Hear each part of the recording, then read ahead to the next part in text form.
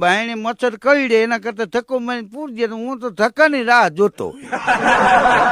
ધક્કો લાગ્યો નથી, કાંઈ કસ્ટડીમાં ગળ્યો નથી અને લંબાવી દઉં.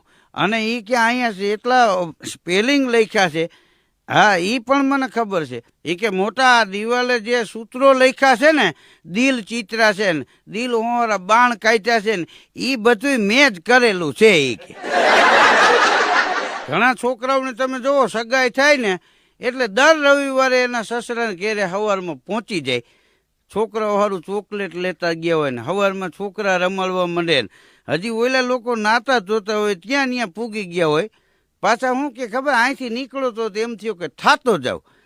એક પાડોશી કે ભાઈ અહીંથી જ નીકળવાનું એવું નથી, આ ગામમાં 17-18 રસ્તા છે. પણ મૂળ સ્પેશિયલ અહીંયા અપડાઉન કરે છે એમ કહેતો નથી.